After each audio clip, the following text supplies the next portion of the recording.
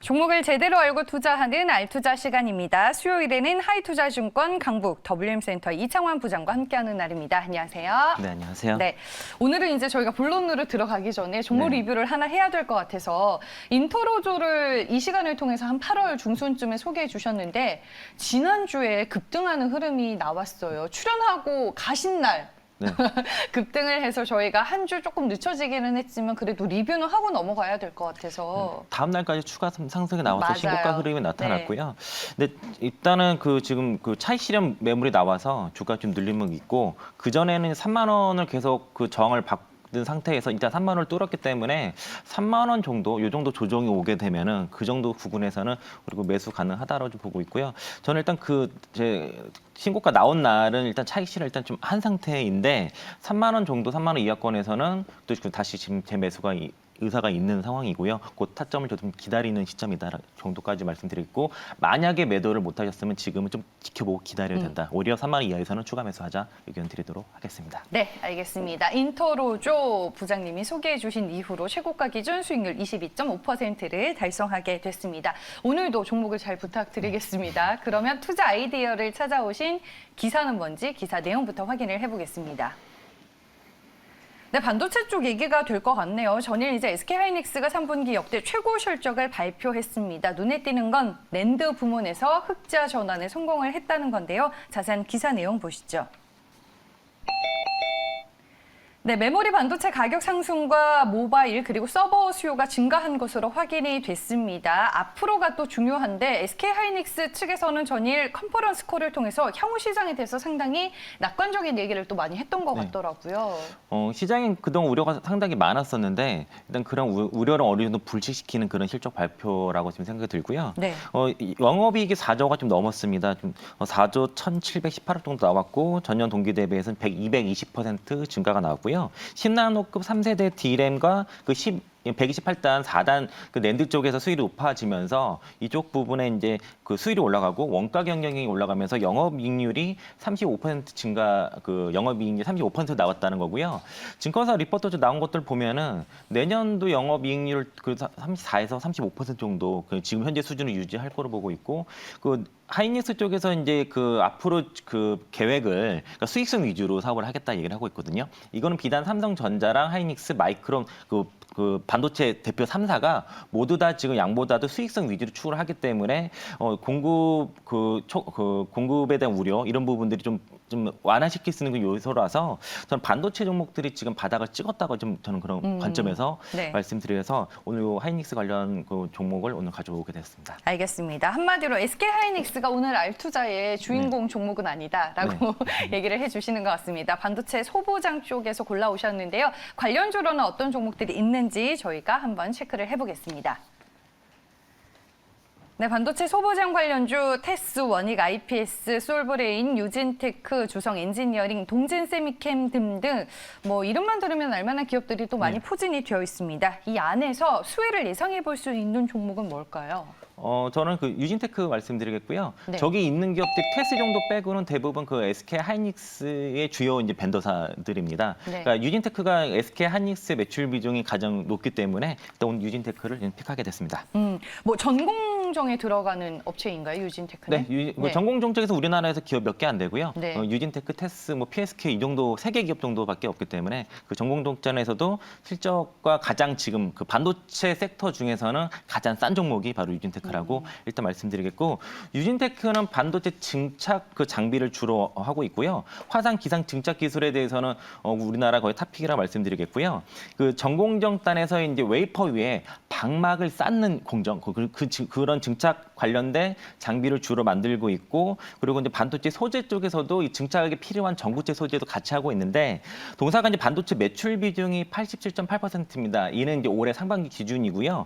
반도체 소재 쪽이 5.1% 그리고 기타 원부자재가 이제 7% 정도인데 하이닉스 쪽의 매출 비중이 상반기 기준으로 75.3%입니다. 나머지는 대부분 삼성전자라고 보시면 되겠고요. 자회사는 미국 법인의 유진 INC가 있고 유진테크 무석 유한공사가 이제 각각 다 지분 100% 정도 있고 그리고 반도체 산업가스를 영위하고 있는 그 ETM 지분이 이제 45% 정도 있는데 특수관계인까지 포함하면 80% 넘기 때문에 실질적인 지배 관계에 있다라고 말씀드리겠고요.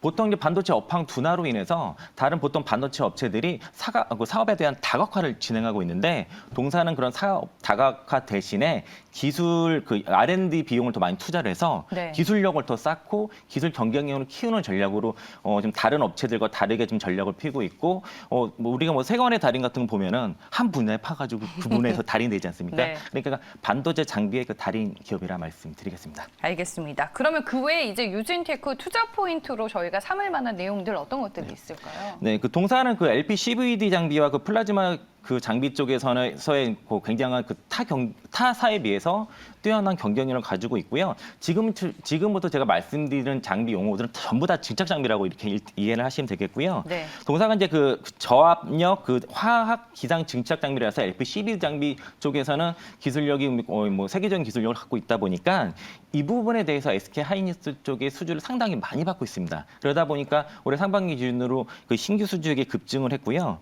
특히 하이닉스 빨 수주 금액이 늘어났는데 상반기 기준으로 신규 수주액이 그 1,683억 정도 돼서 그 전년 동기 대비해서 69.8% 증가가 나왔고 이는 그 지난 2월 달에 하이닉스가 차세대 그 디램 생산을 위해서 그 M16 공장 준공을 했는데 이때 그 LP 그 CBD 장비 그 물량을 상당히 유진탱크한테 몰아준 걸로 파악이 되고 있고 그게 네. 이제 고스란히 상반기 실적으로 나타나고 있고요.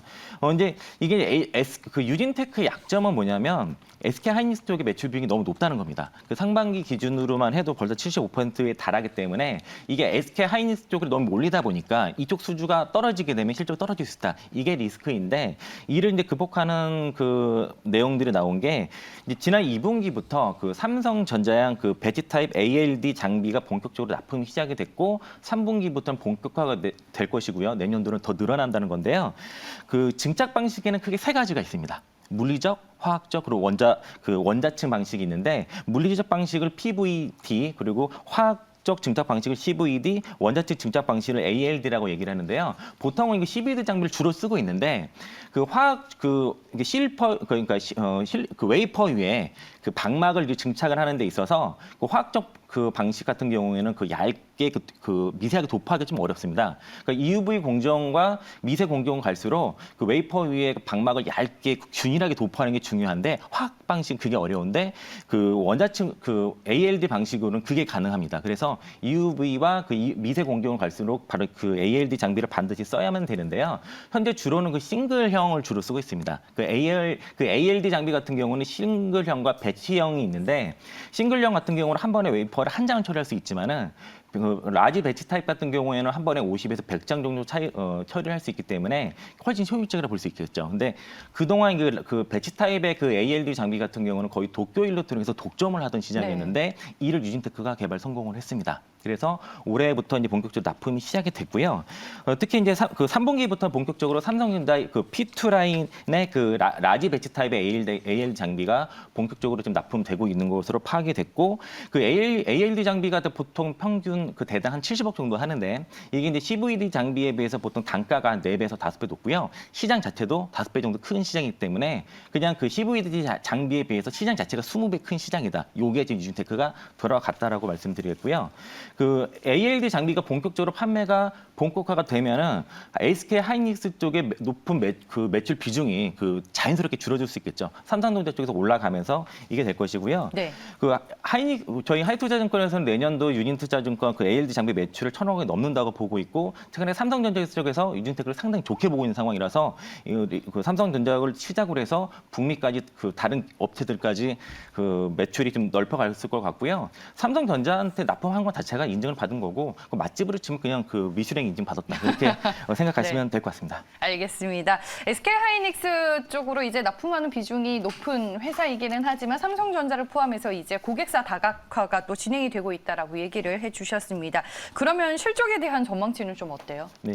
올해 이제 그 영업이익은 906억 정도 보고요. 내년에는 1,489억 정도에서 올해 한 306% 증가 그리고 내년도에 64% 증가인데 다만 그 반도체 장비 업체들이 내년도를 약간 피크를 보는 업체들이 상당히 많이 있고 올해 피크아웃 잘못이 있는 업체들도 사실 있습니다. 그래서 유진테크는 내년이 좀 피크가 될 것 같고요. 2023년들은 1,445억으로 약간 줄어들 거라서 목표 주가를 잡을 때는 2023년 실적을 끌어다가 타겟 PE를 주는 게 좀 적당할 거로 보고 있고요.